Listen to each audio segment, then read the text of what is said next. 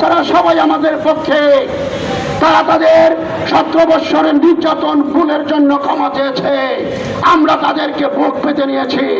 বাংলাদেশের প্রতিটি থানায় যে সমস্ত পুলিশ আছে, ভালো পুলিশ, তারা আবার কাজকর্মে যোগ দিয়েছে। সেনাবাহিনীর 2-4 জন ছাড়া দেশপ্রেমিক লক্ষপতি সেনাবাহিনী জনগণের পক্ষে দাঁড়িয়েছে। র্যাবের কয়েকশো চোর চোট্টা কম খুনের দালাল ছাড়া সবাই জনগণের পক্ষে দাঁড়িয়েছে। আমরা সবাইকে নিয়ে অবিলম্বে বিচার বিভাগের সংস্কার করে, পুলিশের সংস্কার করে, র্যাবের সংস্কার করে এবং এই কুখ্যাত আউয়াল বাহিনী দিয়ে নির্বাচন কমিশনকে যেভাবে মাটির সাথে মিশিয়ে দেওয়া হয়েছে, এই নির্বাচন কমিশনের ড্রাইভার থেকে শুরু করে কমিশনার পর্যন্ত প্রত্যেককে বদলাতে হবে। কারণ 2018, 2014, 2024 ওদের অপরাধ, নির্যাতন, খুন, বাংলাদেশের মানুষের ভোটাধিকার হরণ।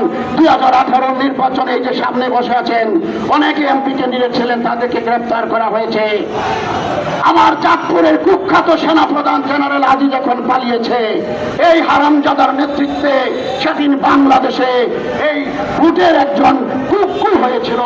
তাই আমরা বলতে চাই, অবিলম্বে দেশনেত্রী বাংলাদেশের টেকনাফ থেকে তেতুলিয়া, রূপসা থেকে পাথুরিয়া, যে জীবনে 22টি সংসদ নির্বাচনে অংশগ্রহণ করে 22টি জয়লাভ করেছিল, আর এই কুখ্যাত গুন্ডা হাসিনা গত নির্বাচনে সাদেক হোসেন খোকার সাথে পরাজয় বরণ করেছিল।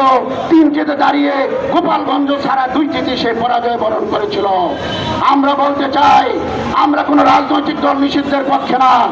আমরা রাজপথে আছি এবং রাজপথে থাকব যতদিন পর্যন্ত দেশ নায়ক তারেক রহমান বীরের বেশে বাংলাদেশে গণতান্ত্রিক রাজনৈতিক চর্চা শুরু না করতে পারবেন, যতদিন পর্যন্ত বেগম খালেদা জিয়ার অন্যায় এই মামলাগুলিকে তুলে নেওয়া হবে।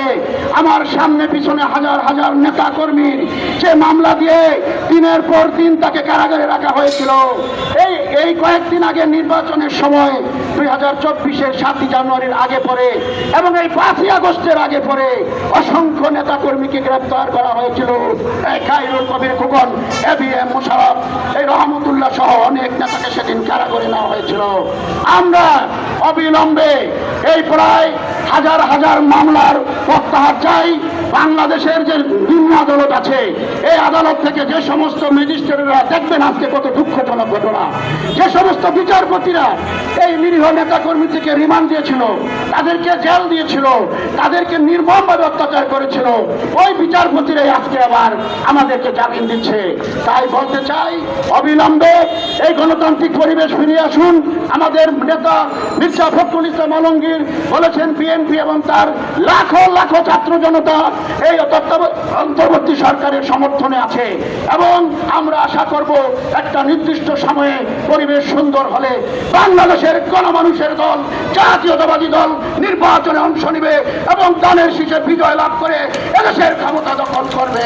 সবাইকে বলতে চাই, বন্ধু তোমার ছাড়ো ভয়, নিঃসংখ্য করো চিত্ত, বাংলার মাটি খালেদা জিয়ার ঘাঁটি, দেখে নিন দুর্বৃত্ত।